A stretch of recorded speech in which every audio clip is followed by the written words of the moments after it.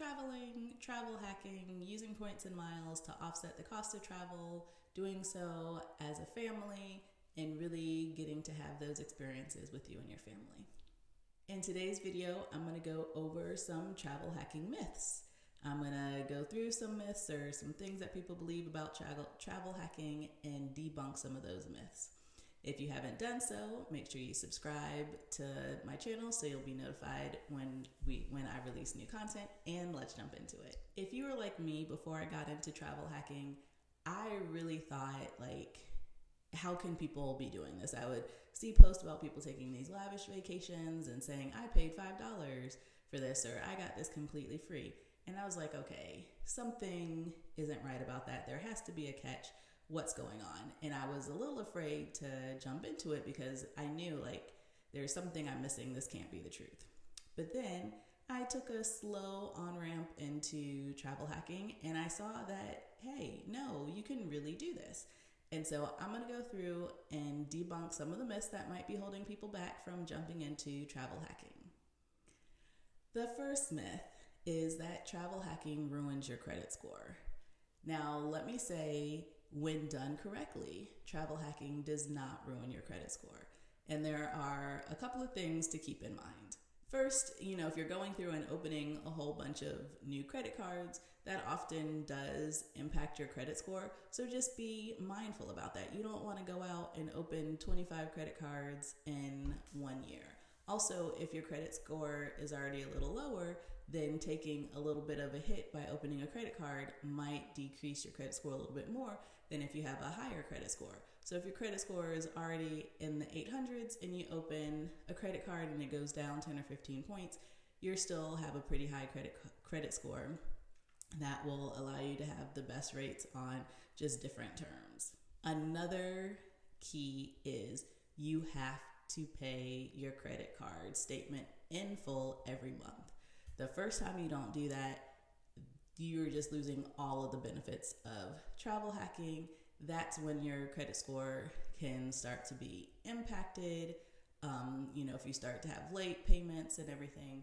So the cardinal rule, if you are going to get into credit card travel hacking, you have to have the ability to pay your card in full every month. So that means keeping track of your spending, making sure you have that in your account to pay it off each month.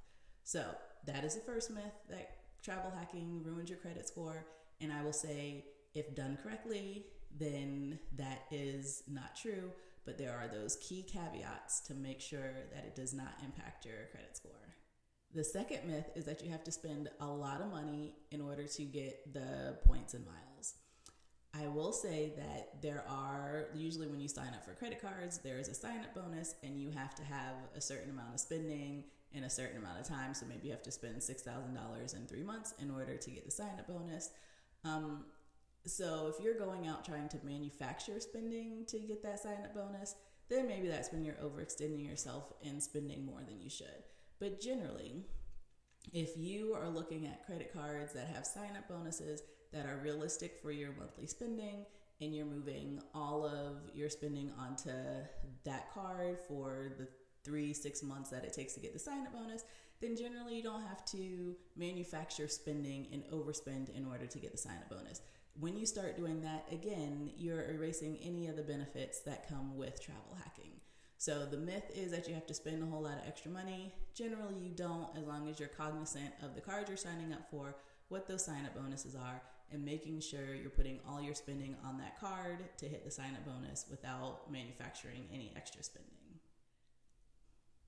The third myth is that points and miles are too complicated to work out and to redeem and to use. And I will say, again, this isn't necessarily the case. You can make it as complicated as you want or as simplified as you want. You can have one credit card that you use that gets points and miles that you then redeem for travel. So maybe you have a Chase card or an American Express card that has flexible points that you can move to different partners. Maybe you just have one airline card because all you want to do is focus on offsetting the cost of the plane trip. Or maybe you have one hotel card that you can use again to offset the cost of the hotel.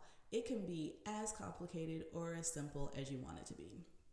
There are a lot of folks out there that are doing like these optimized redemptions and getting all these points, but they're juggling 18 to 20 different cards and like keeping all of these spreadsheets.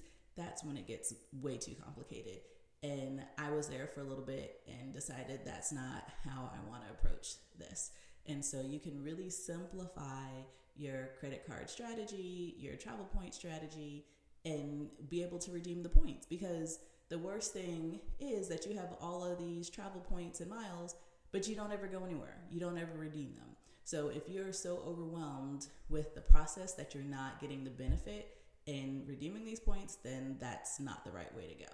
So for me, I'm done trying to optimize everything. If I'm paying $50 less for this hotel room because I'm using points, or I'm getting this flight for free because I'm using points, then that's benefit for me. And the fourth and final myth is that you can't use travel points during peak season. So you know, a lot of people will say, yeah, I have these rewards, but the only time I can use them are the off season and the kids are still in school. And so what's the point of having these miles if I can't ever find a hotel room or can't ever get a plane ticket with these miles?